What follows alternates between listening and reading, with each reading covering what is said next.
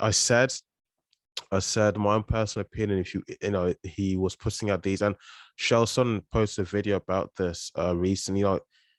He's like the uncle of MMA, but he said something along the lines of he's basically was talking about the tweets that Jon Jones was putting out.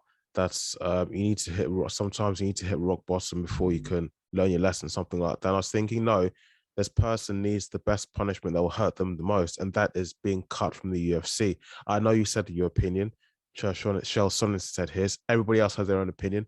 This is mine, because that will be the best punishment. I mean, the UFC can't be the only organization that will really. He can test the free market after he sorts himself out. And then you can try another organization. There's Bellator, there's One Championship, there's PFL, there's what's the other one they got? They've got so many. It can't be just the UFC. Yeah, he could go anywhere. I think he really should, because we had that conversation about Luis Pena, and obviously he got cut for similar when he actually reached out. Whereas Jon Jones plays the good guy, holier than now, and he's a changed man, and then he does something, and then he says he hits rock bottom, and that's what he needs. But someone actually tweeted at him saying, yeah, because all the greats, he goes, maybe this is what I need to become great again. And that's someone said, like, well, yeah, because all the great superstars were arrested for domestic violence, John, were they? It is unfair. He shouldn't be there. He's saying he's holier than now, and this was better. But it's not an excuse. Like you said, I know the UFC, we know the UFC obviously haven't got rid of him because he's considered the GOAT by Dana White of all time, as he said, but Dana flipped what he says quite often. But they're not going to let him go because of money, which is a shame, because it that's shaking your responsibility as a promoter, as an employer. Like, no matter how good I was in work, at my job, or whatever most people do, if you get arrested and charged for that type of a crime, most of the times jobs are going to let you go. Yeah, of course. Well, yes, but I think if the job I think that it depends on many factors for certain jobs. I mean, especially where the salary is really high, or maybe if the person is, they're like the golden boy for the company, like he is, like Conor McGregor is, or like some certain other individuals are.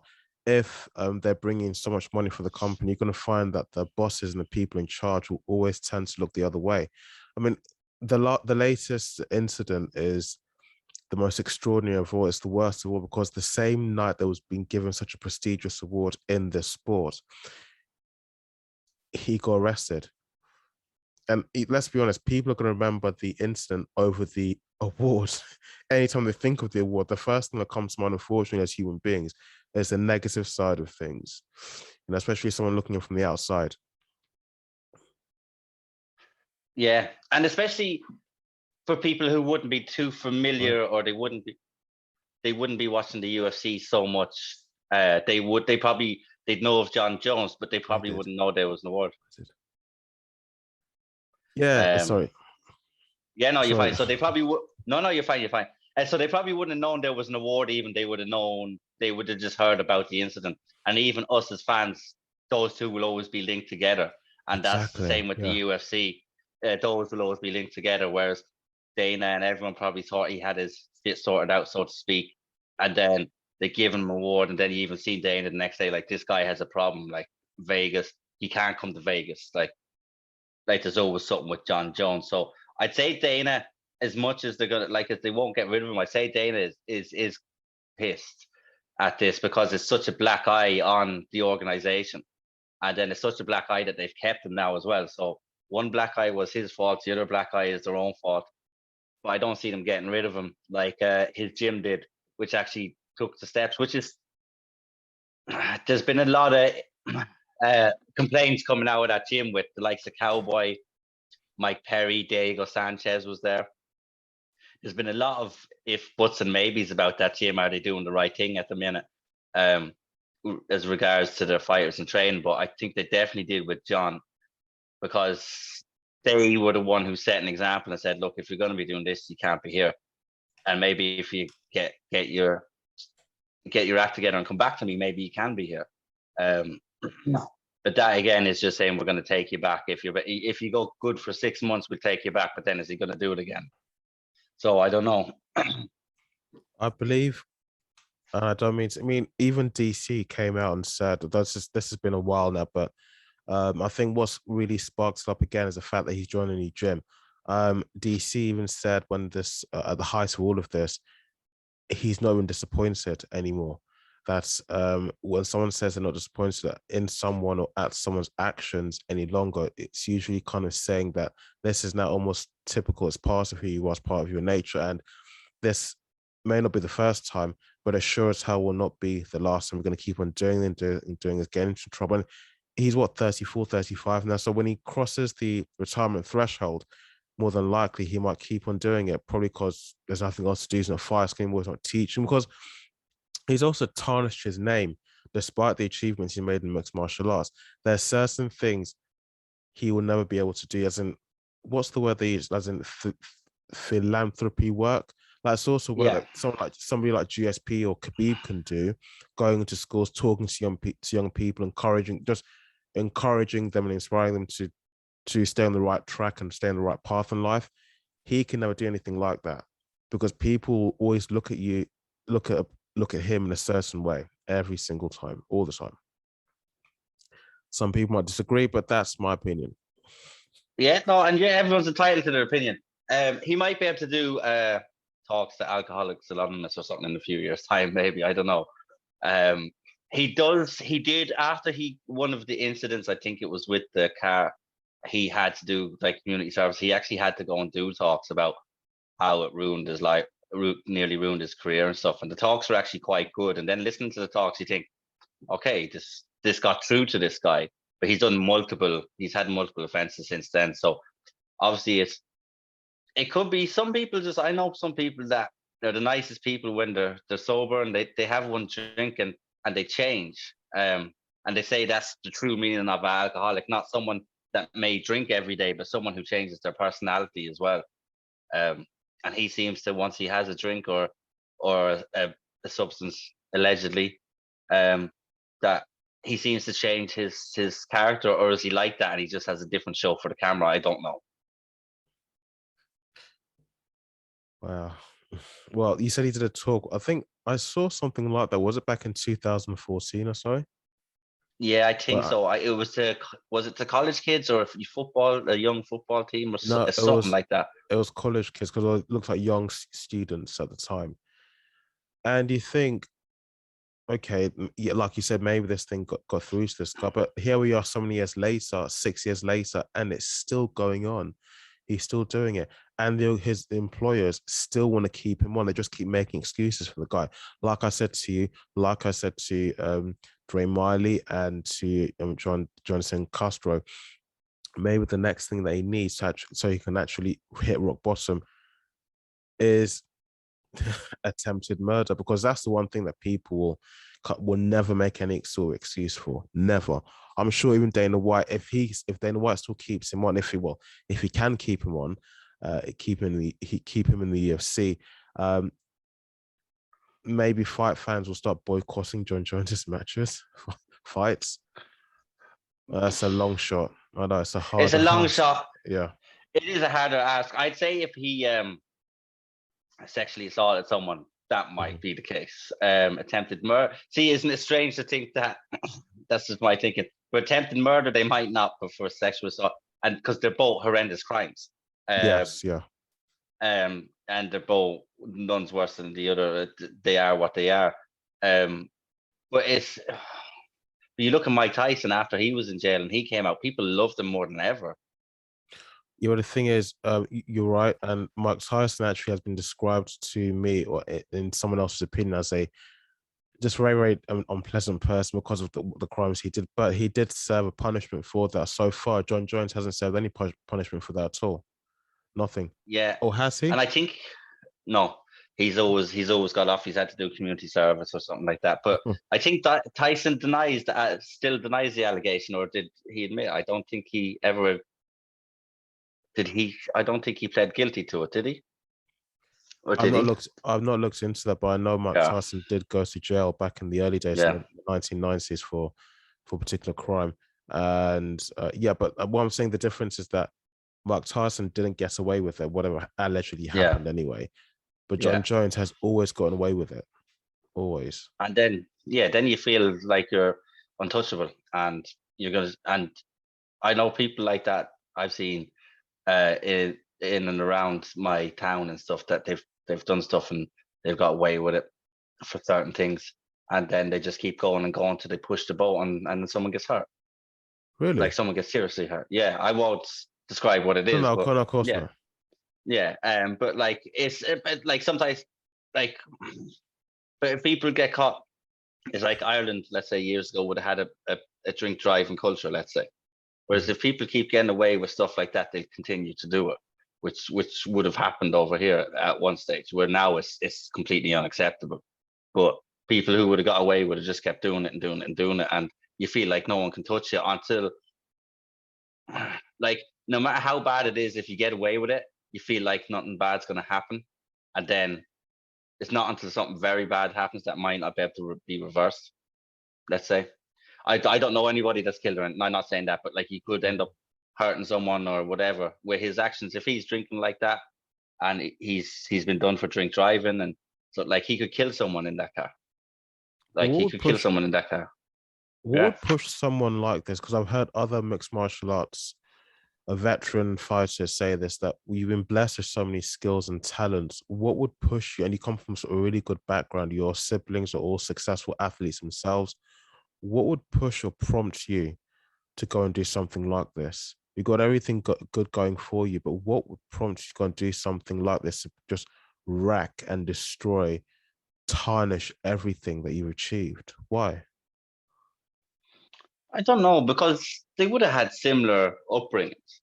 So I don't know, but it's like, because people grow up, you have your own mind and everything, and I think people form differently. Whereas if someone said one thing to me and we both react differently. Why do we react differently? I don't know. It would have been the circumstances we grew up in, or whatever. So, but like you always find, like no two brothers are going to be the same. So it's I don't know. Maybe he just went the partying route and stuff like that, and he just thinks nothing can hurt him. So it's weird. It's weird. It's a shame, because aside from these things that he done, if you look at him as a mixed martial artist, he is probably one of the best to ever do it. He is, and there's no denying that. I looked at his records. There's more wins, far more wins than the losses. It's hard to find any losses anyway. But it's just that people will think of you in a certain light that you wish people wouldn't think of you in that way. And naturally, people, your name is always going to be a controversial topic. You can never ever claim to have the same sort of, let's say, we're on the same level as the other GOATs, GOATs, Khabib, GSP, and quite a few others are still coming up in the ranks. It's just not going to work out that way. And the fact that even when you're going to be given such a big award in the sport, on that same night, you're still getting into trouble. I mean, come on, that's just really, it's you can't make that up. I know, it is crazy, but let me just pitch this to you for a second, okay? In a fight or in whatever in life, people will say it's not how you start, it's how you finish. Yeah. If he finishes out his career with 5 or 6 more wins and no incidents, I bet you people won't remember. Not that they won't remember, but they won't hold it against him as much. Probably, but you're right, and I can see that. But when you've done it so many times, so just keeps on repeating, it feels like it's going to go on forever. I say that's a long shot. That's a real long shot. I mean, because now the way he's gone about things, where he's behaved, he's made that just to achieve that, just to got to finish the rest of his career without any incidents at all, just any violence, should be in the cage, right? If to achieve that, I think it's going to be, I was going to say almost impossible, because like from what we can see, it's happened repeatedly. It's almost like part of his nature. It's like second nature to him, because he knows at the end of the day he's still gonna have his job that pays him all the millions to enjoy the sort of life that he's living. So he's gonna feel like, you know, he's invincible. Nothing can touch him until he commits a serious crime, such as like I said before, attempted murder. Yeah, no, it is strange. He shouldn't be there, but we can't. We're not going to be able to change Dana's mind unless we put a couple of million in his pocket. So he is going to be there. He's found a new gym by the looks of things with Henry. So I'm surprised. No, I'm not surprised actually, because people are going to want Jon Jones at their gym. Some people might The be more name power, cautious. yeah. Yeah. So it's like, who's at your gym? Maybe they can raise up their gym prices now. Someone's always going to take a chance on someone like that. Always. For the simple fact that if he changes, and he does change, and he becomes a heavyweight champion, and he's a two division champion, then they will get all the glory, and people will go, we're the ones that gave him the chat, like this, we're the gym that gave him a chance, and he achieved this under us. Yeah, yeah. But then again, if he does something bad, they can always say, look, they can get rid of him and say, we thought he could change, he couldn't change. So for them, it's there's not a, unless he does something like you said, attempted murder. Yeah. If he does something bad and they relinquish him straight away, they can then wash their hands of him, and there's no harm, no foul. They say, we thought he was going to change, he didn't. But if he goes on to do great things, then they'll get all the benefits of that. Cash is king. It most certainly is. Exactly. Yeah. To do with the UFC and the gym as well. So yeah, and money talks, and money talks. People listen. People listen. Yeah, exactly. There's no question. So, what's next on the agenda? Usman and Edwards too. Edwards too. Oh, Yeah, they fought before, haven't they? that was Edwards' last loss. It was years ago. It was when they both had started. Damn, I saw that. I thought, okay, so they fought before. I thought it was just going to be. I actually thought they hadn't fought before. I should have looked it up. Yeah, no, they have fought before, and that's Edwards' last loss since he's gone on this streak that he's on now. So that's what, 10 fights ago? 10 fights ago. I can't tell you the exact date of when it was, but Usman beat him. Leon was supposed to fight, obviously, on the upcoming card. Masvidal pulled out. Khamzat said he'd fight Leon. Intelligently did not take the fight with Khamzat. Why should he? He has a 10-fight win streak or something. I think it's 10 now, and one no contest in there as well because of the Bilal match fight. He didn't take it because he felt he was next in line, and he seems to be proven right now because it looks like they're lining up the shot. And I think Usman wants to fight him as well, because to be considered the GOAT in the welterweight, which is what people are starting to talk about him now, up there with GSP, you kind of have to beat everyone twice, if you get me. So you have to just not beat them once, beat them twice, and then you can say, I cleared the division, and then I cleared them again, and then you can go on your merry way and say, yeah, I've done what GSP done. Yeah, that won't be long before you're inducted into the Hall of Fame, the UFC Hall of Fame, isn't it? Yeah. So I think there's no one better than Usman at the minute. He's just levels. He seems to be levels above. It would be Edwards would be a good test, but I ultimately see Usman beating him. But you could be surprised. Yeah. Well, okay. You talk about who's going to win. Yeah, you could be surprised because, like, again, like the really good example I go back to is when we had at the beginning of this year in January, McGregor and Poirier for the second time at UFC 257. I thought McGregor would win. I'm sure many people thought McGregor would win, but that wasn't the case at all. So yeah, anything can happen inside the octagon when these two go head to head. I would firmly put my money on Usman, however, because now I can understand why they call him a problem. Yeah. Yeah. So yeah. But then again, Leon Edwards is still a force to be reckoned with. But if I was a betting person, I'd go with Usman. Yeah, so would I. But Edwards is like, when you look at all these fighters who go on these streaks and their streaks end, someone has to end their streak. So, and like you said, you thought McGregor would win in January, and that happens every weekend. Like, it's not every weekend a favorite loses somewhere. It might not be at the top of the card, might be in the middle of the card, it might be at the bottom of the card. But every week, someone who's odds-on favorite to win loses. So I wouldn't be surprised. Edwards is the best match in the division after Colby, as it stands. But I still see Usman taking the win in that case. Yeah, definitely. What else are we going to cover? Michael Chandler. I was watching an interview with him and Ariel Helwani, but I don't know, he didn't make excuses for his loss against Gaethje. He just said he credited Gaethje for how well he fought in the fight. And what was it you said? Because I thought that if Chandler doesn't get a win for his next fight, which will be his 4th fight in the UFC, then it's going to be like curtains for him or so.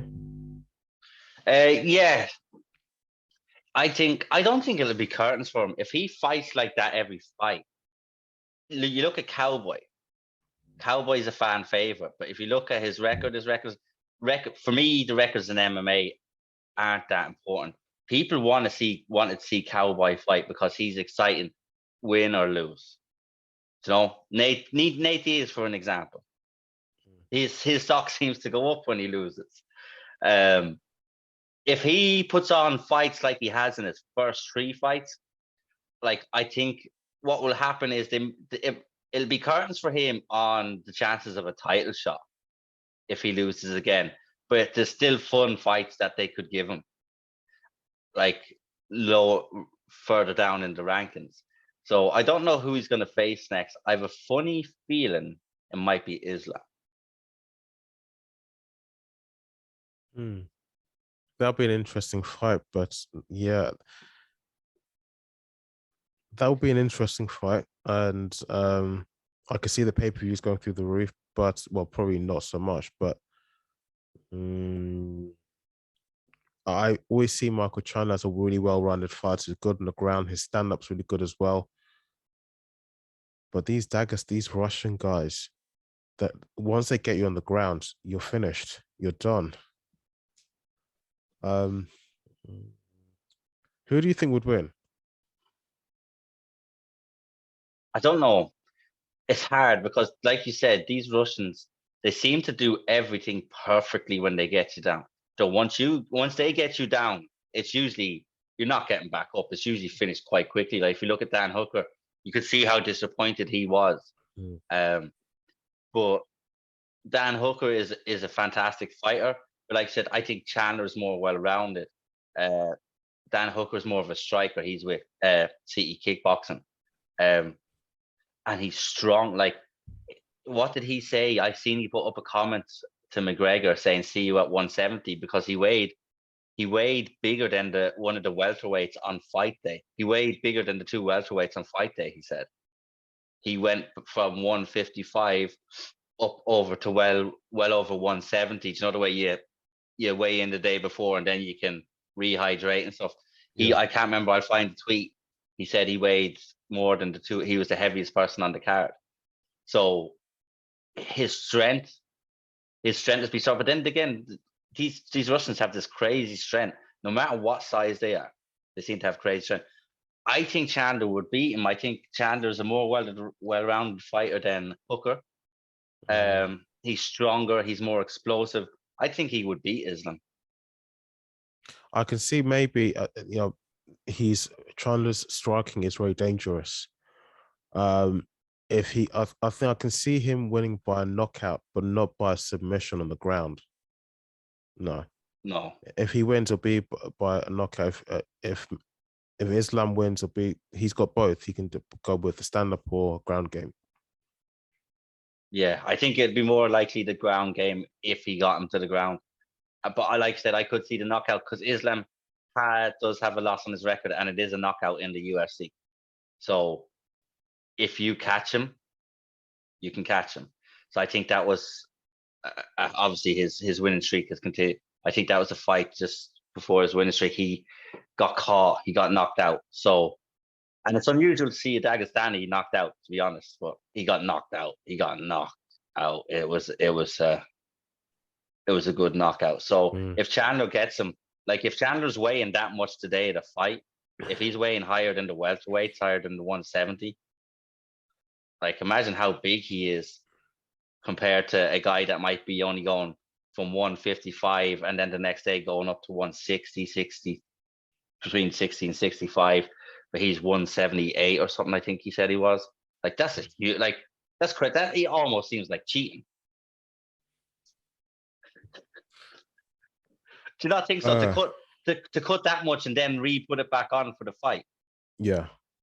So you're the same weight the day before, but the day of the fight, you might outweigh someone by 20 pounds. Yeah, you got like a slight upper hand over them. Yeah. Yeah, okay, but for those two guys, yeah. Even though it's not a fight that they've officially said that's going to be in the works, if it ever came to be so, I would side with Makhachev because he's got far more options. There's knockouts, there's the stand up, and then there's ground game. So I think I'll go with him. But so you never know. Again, like you asked about the Edwards versus Usman fight, who knows what could happen in that cage? Yeah, it's a fist fight. Everyone's got a puncher's chance. Yes, true. Or everyone's got a plan, so you get punched in the face. The face, yeah.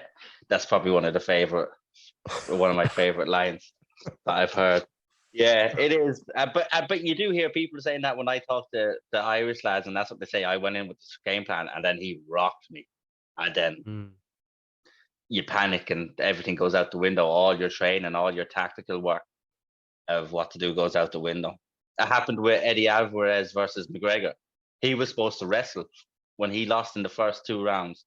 He was supposed to wrestle, but he said Conor hit him. I was like, what the hell was that? And for some reason, then decided to trade with him.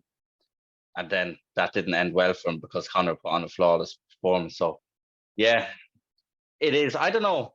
This is actually one I'd probably go for Chandler in. Really? Yeah, I don't. And it seems like I go against you. No, I don't know. See, I think Islam. See, I think when I pick with who I kind of want to win. Okay. I would like to. I'm not saying I dislike Islam. But I just think he's kind of boring. Whereas Chandler is a bit. No, but it's not just Islam. Khabib's also like that. And there's Islam, there's Khabib, and there's what's his name, Makhachev or something? Makhachev or oh, the one he just got signed to the UFC. Is that who you're talking? Or... I think so. Yeah, there's 3 of them in the UFC now, so maybe even more. Oh, there's more of them. There's more of them, but most of them. Khamzat seems different. Khamzat's a bit more funny. He's like an evil Khabib, people call him, because he's in there saying he wants to kill everybody. I kill everybody. But yeah, they're not really. They do their talking with their fighting. They don't really do. Yeah, true. They just I come smash you, brother. I come smash you, and then they go smash you, and then you can't say shit. That's good because you know, how do I put this into words? You know that those in this sport, especially in mixed martial arts, particularly in the UFC, you've got to sell the fight as best you can, market the fight and all of that with trash talk and whatever. But I can see that a lot of the guys coming from Russia, that's that corner of the world, and many other guys are just trash talking just as in their thing. I think they get more respect maybe if they don't talk too much, but they really fight very, very well. They're very entertaining to watch fight. But at the same time, I think someone told me, like with GSP, Dana White couldn't stand GSP, but GSP was winning and people for some reason were tuning in and paying the pay-per-views to watch him fight. So I think that's the reason why Dana White kind of gave GSP that leniency to stay. But when you say about the trash talking, yet in Dagestan, the Russians, that's just not something they do so much. No, I think it is because of their upbringing as well. They're quite humble. They don't grow up with a lot of the things we do. Like Imagine your parents telling you, go out there and wrestle with a bear. And if you complain that the bear bites you, your father's, like your mother, your father saying, we're biting back. Like that just like, to me and you, that seems so alien apart from like what we would have grown up with. So they are on another level. But sometimes, like, maybe it's just because of, I don't know. For me, I think it's because of the style of fighting. And I'm not saying like, because I enjoy wrestling, I enjoy jiu-jitsu, but like I don't want a champion that's going to be that heavily like, you know, that's going to be that, like you said, GSP was able to get away with it, like because he stopped finishing people when he became champion, and then he was more cautious and he was very heavy on the grappling. I don't know. I think it's because of the style of fighting. Whereas like I said, I did pick Gaethje, but like we talked about how much we were going to enjoy that fight, and I am so surprised that went 3 rounds. Michael Chandler will not be able to fight for a while, or will Justin Gaethje after a war like that. They need at least 6 months before they can fight again. Well, maybe not so much to Gaethje, but like Chandler was blocking the punches with his face, so. Because I like the way Chandler fights, and I think I just see that's what the problem is. Sometimes I pick with my heart over my head. It's like so when I really think about it, Islam probably will, if Islam can get him down. Like Michael Chandler's wrestling is good, but they just seem to be. And then you've Khabib in your corner as well. So if you're not sure of the next move, Khabib's calling the next move to you anyways. So if he goes, because when I was sitting down at Cage Legacy, and I could hear the coaches, and I was watching the fight, but I was sitting right beside the coaches, so I could listen to exactly what they were saying. Right, and I was looking at stuff, and the fighter would follow. He's like, now put your left leg over his right hip or whatever. And they followed it step by step, and were able to get what they wanted done. So if you've got someone like Khabib in your corner, it's like Khabib playing a little PlayStation game of himself, and Islam listens to him, and then he just does what he says. If he makes a mistake, Khabib will be able to tell him how to correct it. And then that's it. And especially if he gets him down in the corner beside Khabib, then you're in trouble because he can hear him clearly. So I think Islam probably would win. I'd like Chandler to win though, because I don't want him to be out of the picture because he's such a good and exciting fighter. And I think that's more so why I would pick him, is because I want him to get back up there, and I want him to stay in the top 5 fighting these people. Yeah.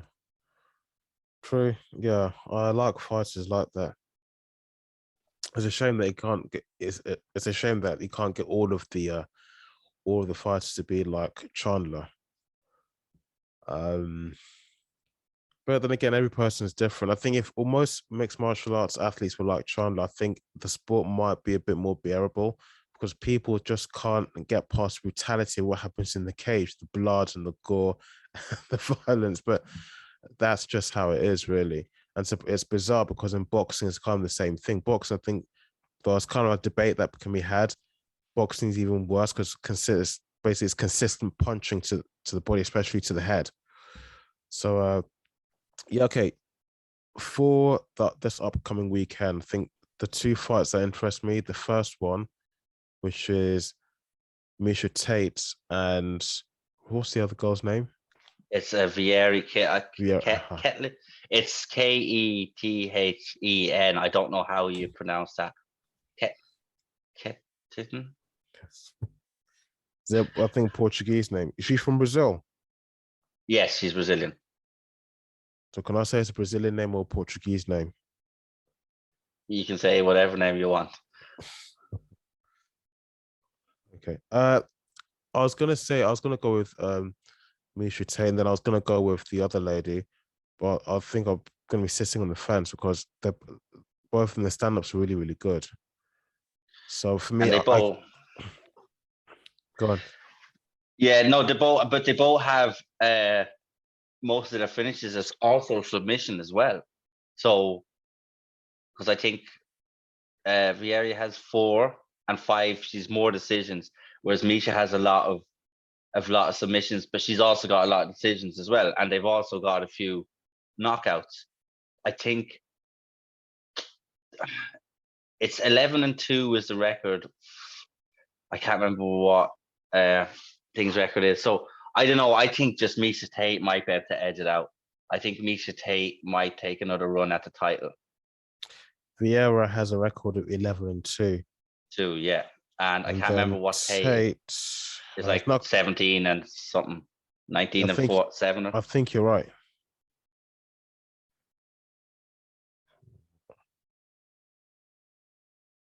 You're close. 19 and 7. Okay. Yeah, so you're close. With me, I can't put my hand. If I was to force my hand to bet, I don't think I could do it, because I believe the fight could go one way or the other way. Or heck, has it ever been that there's been no contest because both fighters were so good? Or a draw, or a draw even. Oh, the way the scoring could go, it could be a draw. There's very few draws. I've watched only 1 or 2 live. I watched Tyron Woodley versus Thompson, the first one live. That was the split draw. And there was one recently. The draw, it was, I can't remember the guy's name. There were 2 lightweights and it was on the prelims. And your man nearly finished him in the third. He'd lost the first 2 rounds. What's his name? I'll have to go back and check it. And in the last round, he had a submission and he nearly finished. No, he was ground and pounding him. And he nearly had him finished, but the bell went. And he said to the ref, watch him get back up. Make sure he can get back up. Because if he can't get back up, even if the bell's gone, it's considered a knockout. But your man got up, but he was wobbling. So he was given a 10-8, which then drew the rounds. So I don't know. I fancy Tate for this one. And sometimes it is name value that kind of, I think, sways people's mind. Yeah, of course. I think it is name value that sways people's mind. And I think that's what's happened here. And what's the other fight? So you can't bet. You can't pick them apart, no? No, because see, the thing is, I'll go one way and gonna go, okay, he or she is gonna win, and the fight happens and they don't win, and then I place a bet, and then I feel foolish because I picked the wrong person. I feel even worse because I lost some money, because I feel like I didn't know what I was talking about. So that's the reason why I'm sitting on the fence with this one, because they're such good fighters, and both, well, say such, but from what I could see in their last fight, they say only as good as your last fight. But from what I could see from the last 2 fights, their stand-up's very good. So they're very close equals. So for me, it'd be very hard for me to make a definitive decision on who would take the win away from this particular fight. Yeah, it is very even. But like I said, I think I'd go with Tate, and I think for me, it's kind of based on name value alone. I know they were both very good, but sometimes, you know yourself, the name value overrides everything else. Like when Cowboy fought Darren Till, everyone thought Cowboy is going to win because of his name, and then Darren Till went out and destroyed him. So, talking about Darren Till, that's one internet troll that even when he's in the cage, he makes sure that you know that he's in. Have you seen? Why does he always want to wear those short, really short shorts in the cage? There, just wear something that's a bit more modest and everything. Maybe about he just wants to show up. Everything about that guy is so awkward, and he likes it. I like him though. I like him though, man. Do you know why? He just seems like an ordinary guy. Like, have you seen? He used to do Zoom chats where he just invite his fans, and he'd have 20 people on a Zoom chat with him. They all just be chatting during the lockdown. Yeah, he was doing stuff like that. Oh goodness! Because he used to put it on his Twitter. I'd be waiting to see it. It's like the first 20 people get in, and he'd send a link. And he used to just do Zoom chats with people and be chatting and acting the bollocks. Because he just seems like a kind of lad's lad, you know, that sort of a way, you know, kind of a Jack the lad. I like him. He is a bit awkward, but I think he's funny. His trolling is funny, but like he makes no excuses when he loses either. And one thing I found very admirable about him was after he had lost to Tyron Woodley, and then he lost to someone else, I think, and he was going in to fight Gastelum. He lost to Masvidal. Then he was going in to fight Gastelum, and after the fight, he turns around and said, "Do the way fighters, they don't say, 'Oh, I'm nervous' or whatever." He said, to be honest, I wanted to fake an injury. I was terrified coming out here tonight. I didn't want to be here. He said I was trying to think of an excuse so I couldn't go make the walk. And he goes, no one will ever tell you that, but that's the God honest truth. I didn't want to come out, but I'm glad I did because he won. So, okay. Wow. That's what I like about me. You believe when he said that? That he didn't want to come out? Yeah, they wanted to fake an injury. Or, well, he was saying, I was thinking of ways to get it out if I could fake an injury or whatever to not come out and fight. Because he got, the previous fight, I think was Masvidal, and he got sparked out cold. So, I don't know. Well, for me, it showed more of a human side of someone that, like, with everything that goes on and how invincible people may think they are, that he still has a vulnerable and an anxious side, like everyone else does, which I think helps. That's, I think, why I like him, because you can relate to him. And if he is man enough to say he has these issues, it might help other people open up about issues they might have if they see that someone of that stature, like when Tyson Fury does it, if someone of that stature can do it, then everyone else can do it as well, and it's nothing to be ashamed of. So I think that's what got me to relate with him. And he's funny as fuck when he wants to be.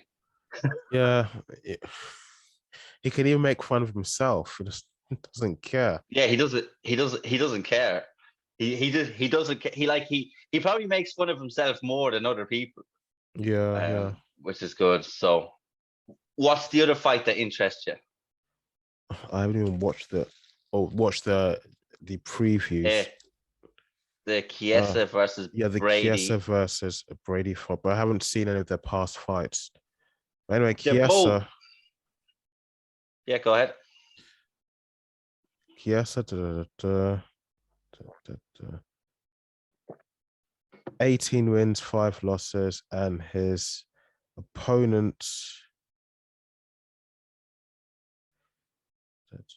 Sean Brady. God, 14 wins and no losses at all. He's the new kid on the block everyone's talking about. He's fought really good fights lately. I'm not going to lie, I haven't seen him fight, but I'm on Twitter and all, and you always hear people talking and saying this ground game. But Chiesa is really good on the ground as well. So, and one of Chiesa's losses was to Kevin Lee when it was an early stoppage, which shouldn't really have counted. There should have been no contest. Everyone's banking on Brady to win. I thought you'd say that, because looking at Brady's record, I can't see a single loss anywhere on there. But then again, you have to look, how long is he in the UFC compared to Chiesa? What's the level of competition he's fought? Okay, let's so see. Like, if you look at, since 2019. So he's got 2 years. Only 4 fights in the UFC. Chiesa, on the other hand, has been in since like 2016 or something. 2013. 2013. Yeah. So like, if you look at, and this isn't a slight on other promotions or wherever Sean Brady fought, but like, if you're coming to the UFC, they're usually not coming from the other bigger promotions. And I don't know where he came from, but the level of competition is going to be a step up. And Chiesa has fought at 2 different weight classes as well. He's fought at lightweight and welterweight, and he's fought the likes of Kevin Lee. He's fought like really tough opposition. So he would have he'd have more experience fighting at that level. But then again, Brady could just come and run through him. That's sometimes what happens, or he can stop the height train. It's kind of like an acid test for him. It's like, this is kind of, if he beats him, he's probably 1 or 2 fights away from maybe getting a shot, because the welterweight division needs new blood if Usman's fighting everybody twice. Because I think Chiesa will be calling for a title fight if he wins this. But there's so many people to give that you could give title fights in that division. But I don't know. I'm going to go with Chiesa. I think the experience might help him, and he might get him on the ground and submit him. See, I can't you're going to go with Brady.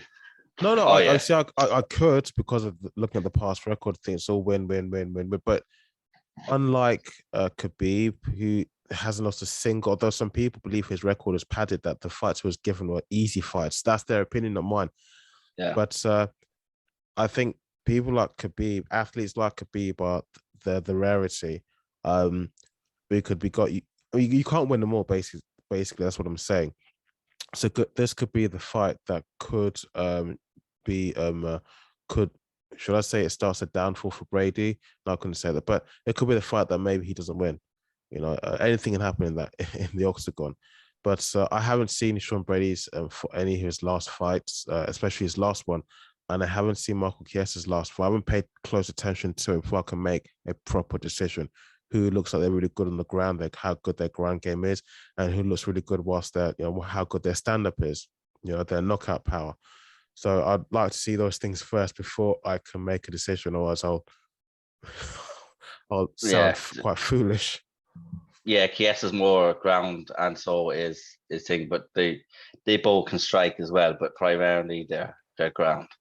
Yeah, it's hard to make a decision. Like I said, they're not two people. To be honest, this card really doesn't blow you away. It's another one of those lackluster cards, I think. But if you Not these look at stats. what, yeah, but if you look at what they've done, because obviously for the fight nights are usually free in America, they're on ESPN. They're stacking the pay-per-views so they can get the cash in, which you can understand. But what that also does is if you're an American, you have ESPN and you can watch these for free, yeah. Like you might see sometimes the cars that don't look that good end up with crazy knockouts, and you look at it and go, maybe I shouldn't have skipped that card, because at the UFC level, all the fights are to a standard. Obviously, you're going to get a couple of duds, but like when you don't watch it, it's usually great. We'll wake up on Sunday morning and be like, oh, that looked like fun. But for me, it's not. Sorry, go ahead. No, I should let you finish. Actually, go on. For me, it's not something I'm going to stay up to 3 o'clock in the morning. Okay. All right. Good point. I wouldn't do the same thing either, but I don't think it's fair on the athletes if they've performed really, really well. Because I've seen, and this I'm kind of gonna go. I've said some of the preliminary card events. Actually, if you look at how the fight, when you think this should at the very least, it should have been on the main card. If not just on maybe event number 4 or 5, it should have been a co-main event, because sometimes you find that the main event is nowhere near as good as an event happening at the other end of the card. Sometimes you find an event happening in Bellator is far better than an event happening in the UFC.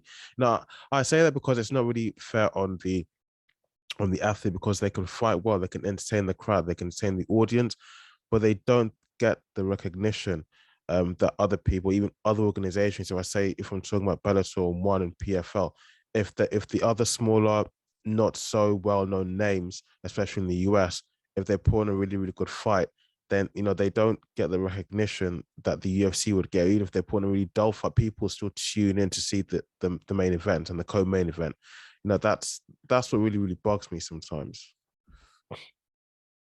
Yeah, and especially with the likes of Bellator and all, like they have good, like I said, they all have good cards. And then you have to respect anybody who steps in to the octagon.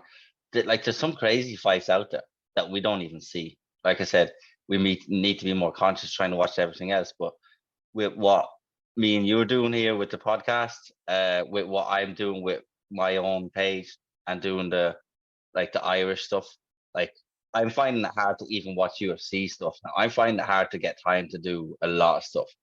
So unfortunately, I'm going in the way of watching the UFC because I know the fighters well. Like I won't watch this card, but I watched the Charles Dustin card.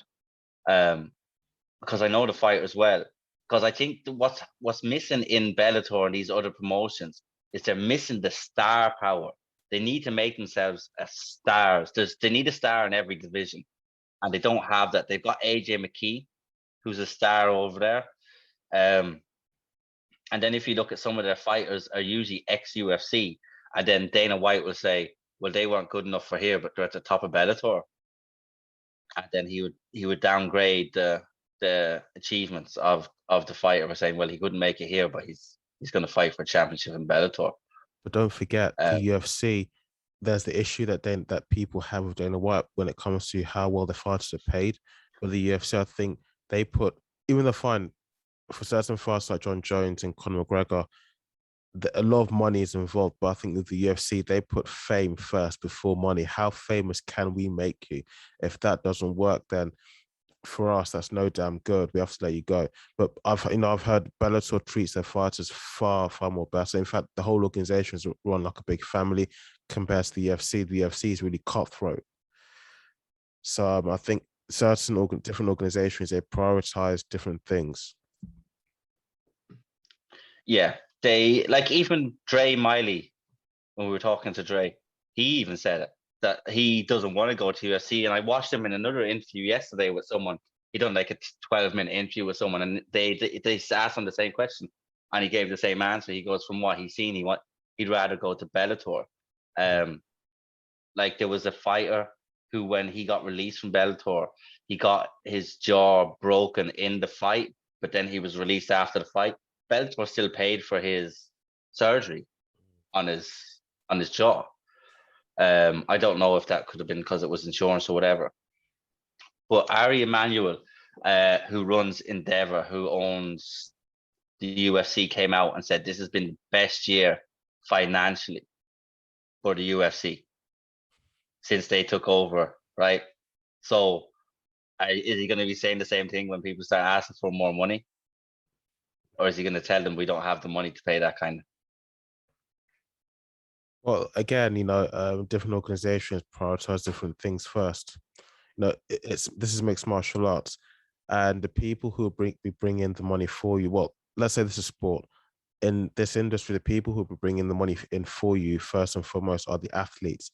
People tune in and they come to your events, they come to your venues to watch the athletes perform. They don't necessarily come to watch the managers like Dana White, Scott Coker, because they might organize the event, but you don't come to see them. You come to see their athletes perform. So you've got to make sure the athletes are happy first before anything else. If the athletes aren't happy, then there's no point in hosting the event or getting all the sponsorships. It starts with the athlete first. Like you go from there. Yeah, if you don't have the athletes, you don't have a business. Correct. So he needs to take care of them. But the issue is, I ran a poll, and obviously I'd have mostly Irish fighters follow me. I'm not going to have many from America or whatever. And I put up UFC or other, and if other, what promotion? And it was like 87% wanted the UFC.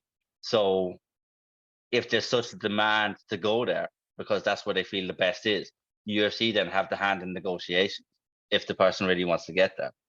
Bellator just need to rise it up a little bit, that they're not, they might not get on par with them, but they might be closer to them to give, like they are an alternative. A lot of people actually came back to me in that poll as well and said one championship. They prefer to fight in one. And the reasons given were there was less, you could do more of the ground strikes, etc. Okay. The need to a downed opponent, and they said that all the fights are tough because they're all like, it's just Asian fighters, and those Asian fighters are nuts. Yeah. And they're hardcore. So a lot of people said one championship over Bellator. Only one or two said Bellator. About 5 or 6 said one championship, and then about 30 said UFC. I think, I could be wrong when I say this, but I think you said a majority voted for one championship. No, they voted for UFC. There was about 30 for UFC, but for the other organizations, it was one championship. About 5 or 6 people said one championship, and 2 said Bellator. And then the rest said the UFC, which was 30 something, I think, which goes to show that obviously everyone wants to go to the UFC, so therefore they hold the cards when it comes to negotiation. But then what championship was the next choice? if an athlete goes to one championship, they start their as in their career on the public platform there, and then they kind of they rise to the top of their game in that fighting organization, and then they go to an organization such as the UFC. Would you think they perform better than starting in an organization such as the UFC or Bellator and then going to one championship? I mean, it's almost like downgrading. But if you're going from from an organization like one to the UFC, you're like upgrading, because UFC is the biggest name in mixed martial arts sports in the world. If you go the other way around, you're like downgrading. But I say that because you said those Asian athletes, those Asian fighters are very, very, very intense when they're fighting. Yeah. Very tough. They kick. Yeah, sorry, go ahead. If that's like you said, they kick really hard, they throw it, how they fight is really, really intense. If that's the case, if you've come up against that sort of competition, doesn't it better prepare you for even more success in the UFC? Don't you think? You could, doesn't it prepare you to run through the athletes, just say in the lower rankings, and you quickly rise to the top? Yeah, I think you'd be more ready. I think you'd be tougher probably than a lot of the fighters, because I see like out in the likes of Thailand and they're kicking down bamboos with their shins. There's a guy from Ireland that went train there and said it was unreal. Like, he just said the training there, and everybody's humble, everybody cleans the gym, everybody does everything. There's no egos. It's all they train, and they train hard. Like, you've probably seen clips from one championship, like the Ratang, where he's just getting punched in the face and he's just standing there and he just sticks his tongue out and he's like, come on, hit me. Like, and then it's crazy. But I think you would be more, like you said, more prepared to go there. I think, because we've both said skill for skill, UFC might not have the best fighters. There is best fighters out where we just need to look, and one championship is definitely one of those places. Like, you look at DJ, not DJ, or yeah, Mighty Mouse, Demetrius Johnson, DJ. I thought I said TJ. He was a champion. He obviously lost to Cejudo. They traded him, and he won one or two fights, and he's lost one or two fights as well. And he was considered one of the best pound for pound fighters while he was in the UFC, and he's lost. And he's actually got an interesting fight. I don't know if it's happened yet or coming up, where they're doing 3 rounds. They're doing 1 round MMA, then the second round is Muay Thai. So it's a different discipline than the first round. Or I think it might be 4 rounds, and then it goes like that. So that's actually quite an interesting concept, that you go from MMA, full MMA, to then just Muay Thai. So there's going to be no takedown, because the guy is a Muay Thai fighter, predominantly. So that's actually quite an interesting concept. It's a very interesting concept. And that's DJ said, like, he actually is able to test himself more here. Although he did lose to Henry, he seems to be enjoying the challenge more. Sure. In one championship. But to get back to your point, yeah, I think you would be better prepared if you went from one. I think that the competition is a lot more intense and a lot more not mental, like toughness. Yeah. Right. What else do you want to cover? The McGregor video. Yeah. Yes. I was gonna. Well, my phone's about to run out of memory, but no, I think we can cover that quickly if you like. Yeah. So I mean, what if? Well, look. Let me start off by saying this: what if McGregor just went away after injury back with his last fight with Dustin Poirier, and just quietly just kept himself to himself, did all the attending, making appearances here and there, nursed and recovered, basically, just trained and prepared himself for the next competition, for the next fight? What if he did that and just didn't have to post attention-seeking content on his Twitter or his Instagram or his Facebook or wherever? What if he just kept himself to himself and concentrated on preparing himself for the next fight? Why can't he just do that? I don't know. I think he should. For the last fight with Dustin, or I think it was one of the fights with Dustin, he left his family and all. So he said, you know what? So there's no distractions, nothing in the way. But he still had his phone. Like, I think John Kavanagh said as well, like, after one of his losses, like, he needs a like a Rocky style camp, or he needs to go to somewhere in the mountains or somewhere, and just lock himself away for 3 months and forget everything else on the outside. But I think of how he came up, and I think this is an effect of how big he was when he was fighting, and he was so active, and the UFC had him doing media all the time. So I think he was just used to getting that attention. And now that he doesn't fight as much as often, because he gets way more than anyone else and he doesn't need to fight. But if he's, to me, I know he got injured and he lost 2 fights, but he seems more serious about coming back and fight. I think he just wants to fight everybody. I think he wants to fight. He wants to fight who will give him the best payday, I'd say. But he's still looking at the likes of Dustin and Max, who are top of their game. If he just goes away and locks himself away, he could come back better than now. He could. He seems to recover quite quickly from the, like, obviously he still wouldn't be able to fight, but he was still doing weights while he couldn't walk. He was still doing arms, back, chest, stuff like that. He seems to be walking and all okay now.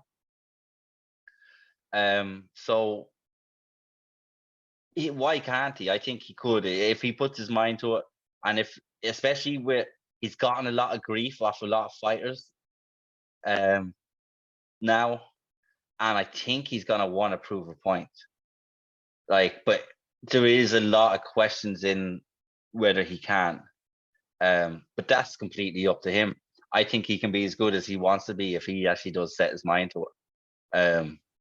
Because it was only a couple of years ago, you couldn't see him being like, he was just unstoppable. I know he lost, but he still put up fights. So I don't know. What do you think?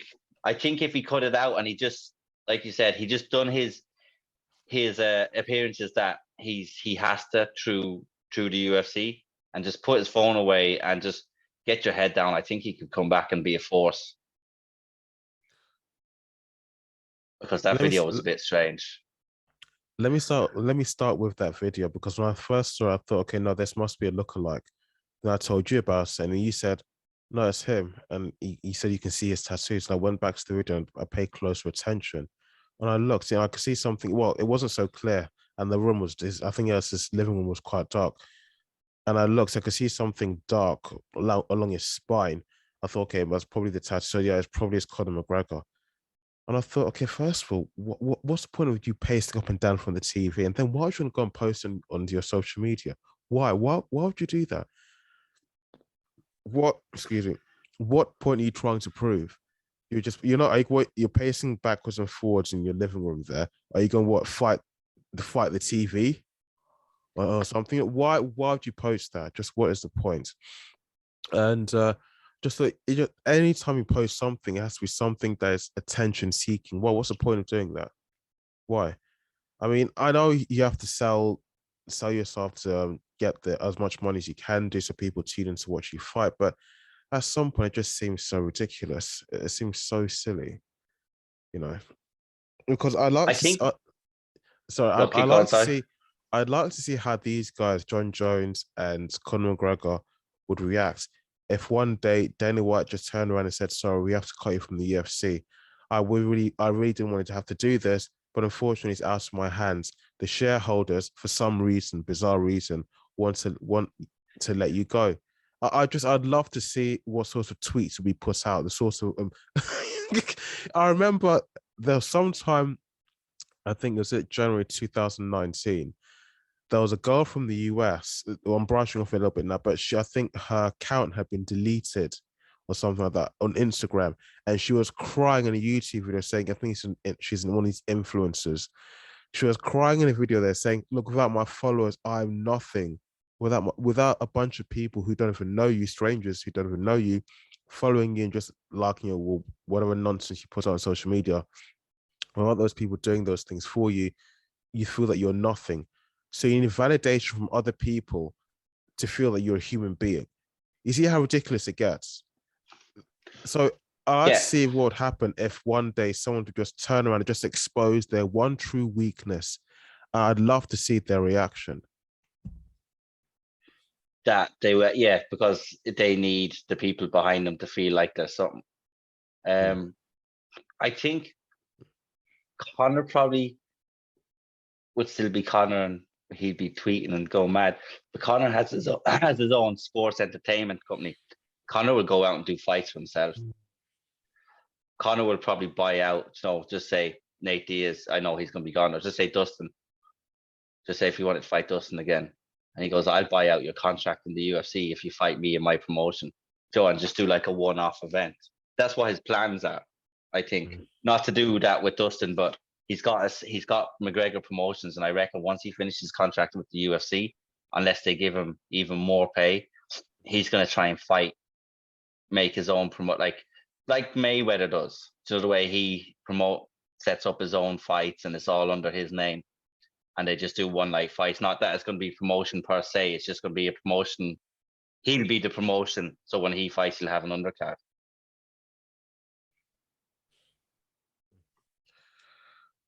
Well, you're right. I find that I'd struggle to disagree with anything you're saying.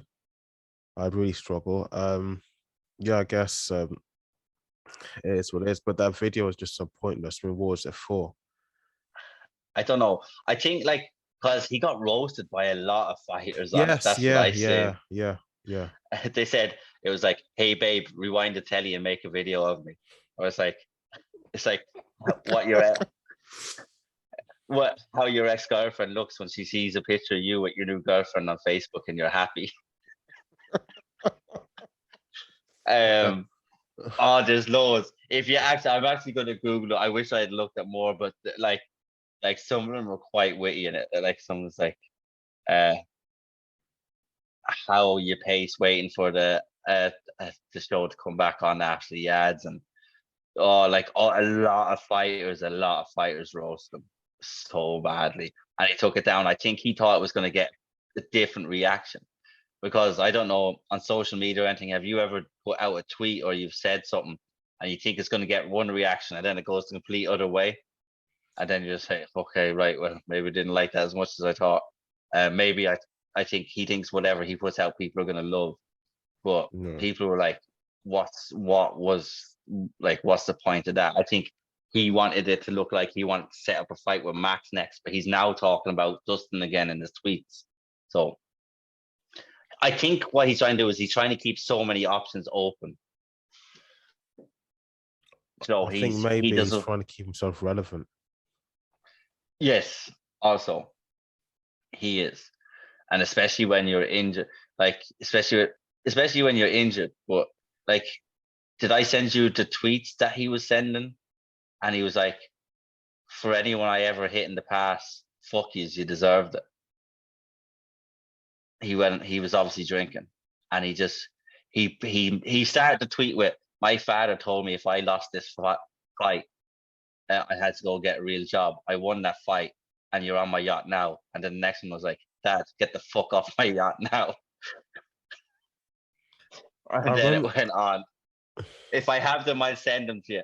But obviously he wasn't telling his dad, get the fuck off the yacht. He was joking. But then he posted, one of them was, if I ever hit you in the past, fuck you, you probably deserved it. So he needs to lay off the drink when he's injured. And I would presume he's on some sort of medication as well for his pains. Like after surgery like that, I would presume you'd have to take I've never had to have an operation of that magnitude. I've never had an operation in my life ever, actually. So I would presume you'd need painkillers or something, or steroids or something for swelling and that. So yeah, if you're going to be drinking whiskey and taking